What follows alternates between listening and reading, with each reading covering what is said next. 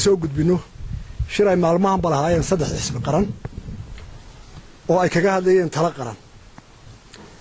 muddoodan kan u dambeeyay qolooyinkiina warbaahintu waxa ummadda aad u gaarsiin inuu jiro khilaaf siyaasi ah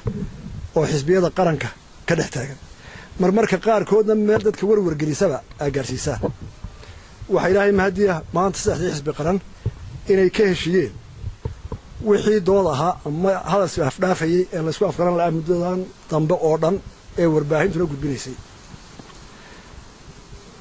shirar socday dhowr cisho maanta waxaanu gaadhnay dhowr qodob ka koobaad waxaanu ku heshiinay saddex xisbi haddii aanu nahay wixii dood qaran ah ee danta qaran ku jirto ee ummaddu ay u baahan tahay annagoo saddex xisbi qaran inaanu si wada jira u qabanno dooda akaadimiyaduna ay noo ahaato cidda noo fududaynaysa ama hogaaminaysa meeshoodaanu ku qabanno si ay u noqoto dhexdhexaad dooddaa ka dhex taa waa ku heshiinay waxaanu ku heshiinay qodobada aanu doonayna inaanu ka doodno oo ah guud ahaanna laba qodob oo mid waliba iskii u fasirmaayo qodobka koowaad waxa weeye haddaanu xisbiyada qaranka nahay inaanu ka heshiino oo aanu meel go'aamo cadad ka gaadhno sidee doorashadiinkii soo socday sanadka dambe 15 madaxweynaha iyo tii baarlamaanka iyo guurtooda ku xigtoo iyana weli sharcigeed dhima yahay inaanu ka soo saarno xal aanu ku midaysannahay oo lagu wada qanacsan saddex xisbiba oo ah in doorashada waqtigeedii idam ilaahay aynu ku qabanno wixii ay u baahan tahay hawla'aana aynu sii dhammayno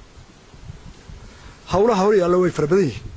laakiin guud ahaan saasaanu qaadanay qodob noo gelin hawlahaasoo dhan ilaahay idamkiina si wada jiraanu soo saari doono qodobka labaad ayaanu ka doodi doonaa waxa weeyaanu isla garanay inaynu ka hadalno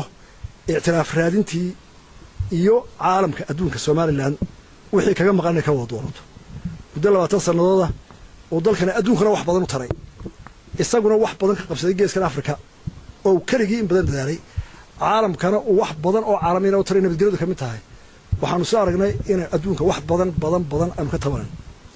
inaanu wada jir arrintaana u eegno oonu ictiraafkeenni iyo xuquuqda caalamiga inaga maqan wada doonanno waxayna arrintaa ka midayno inagoo qaran ah oo isku mid ah taana waanu ku heshiino wargeli doonaa waxaanu ku heshiino oo dhan ayaana ku jirta inaanu horta isku horeyno qolada axsaabtu oonu waxaa guusha dhammayno kabacdina dood qaran oo aqoon-yahan iyo waayo arag iyo qof waloo waxyaaba arrintaasi wixii ka tari kara inta uu ka taro annaguna marka hore aan goolxaarka u dhammayn xisbi haddaan nahay sidaa ilaahay idinkiin waxaan ku rajaynaynaa inoogu midowdo ummadduna walaaca kaga baxdo si qarannimo oo midaysan aanu wax u doodno wixii ay ku darayaan saaxiibada ku daray wasalaamu calaykum waraxmatullahi wabarakaatu